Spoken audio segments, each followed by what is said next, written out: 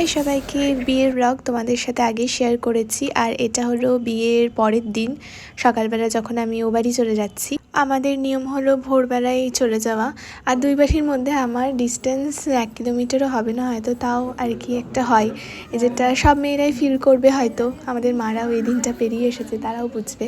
তো যাই হোক, আমি এত কেঁদেছি না, লিটারালি আমার শরীর ভীষণ খারাপ হয়ে গেছিলো, আমি অজ্ঞান টজ্ঞান হয়ে গেছি কাঁদতে কাঁদতে। তো এখন ভিডিওগুলো দেখলে মনে হয় কেন কাঁদছি, কিন্তু এখনও দেখলে না আমার খুব কান্না পায়। তো যাই হোক, এখানে এক্সপ্লেন করার তো কিছু নেই, তোমরা দেখতে থাকো।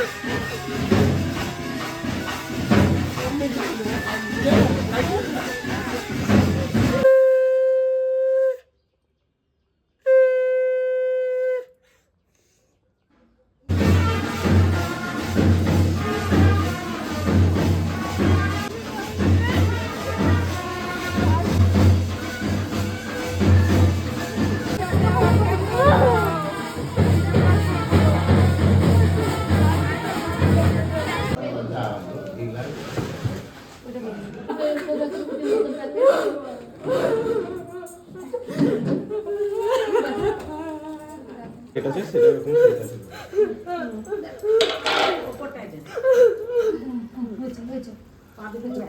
আর দাঁড়াবে না।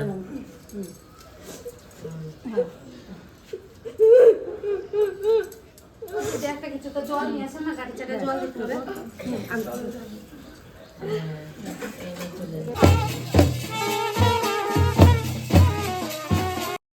আর সত্যি বলতে গেলে কি হয়েছে বলো তো, ঘোড়ার গাড়িতে চড়ার যে আমার এক্সাইটমেন্ট ছিল, কিন্তু ঘোড়ার গাড়িতে আমার কোনো ফটোই নেই। কেননা আমরা একটু আগেই বেরিয়ে গেছি, ফটোগ্রাফার দাদারা তখনও এসে পৌঁছায়নি। তাই ছোট্টখাট্টো যেটুকুনি ভিডিও ক্লিপ আছে সেটাই আমি ব্লগে অ্যাড করছি। আমার ঘোড়ার গাড়িতে সেরকম ভিডিও নেই, মানে কাঁদবো নাকি আমি ভিডিও করব, ফটো তুলবো। তো কান্না শেষ হতে না হতেই আমি ও বাড়িও দেখো পৌঁছে গেছি, আর নেমে আমরা দুজন বাইকে করে বাড়ি গেছি। তো এই তো আমরা এখন যাচ্ছি আর কি।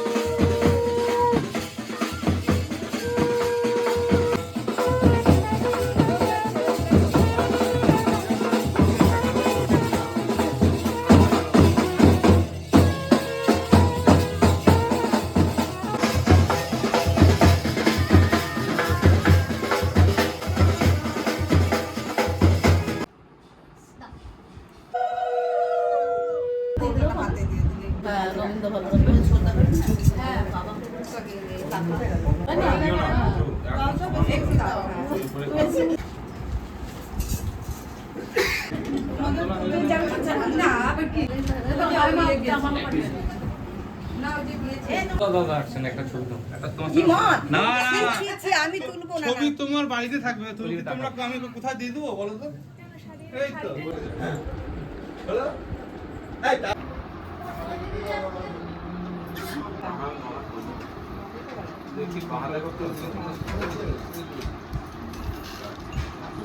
আরে হাসি পাচ্ছে,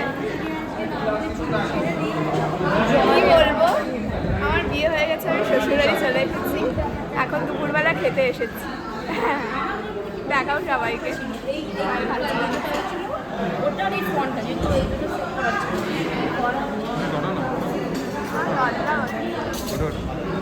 এই যে এখানে সবাই খাওয়া দাওয়া করছে, এরা অবশ্য গল্প করছে। এটা আমার বর। হ্যালো।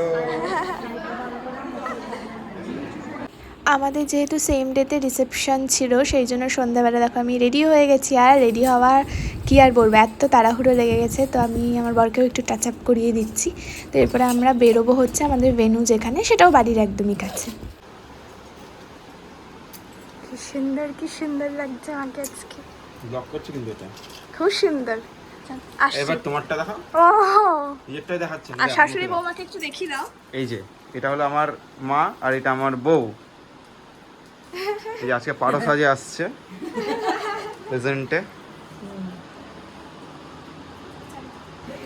আর এই হলো আমার রিসেপশনের সাজ, জানিয়ে কিরম লাগছে। আমি বলে দিয়েছিলাম আমাকে একদম পারোর মতো সাজিয়ে দিও, আমি জানি না কিরম লাগছে, বাট প্রত্যেকে বলেছে আজকে পুরো প্রতিমার মতো লাগছে।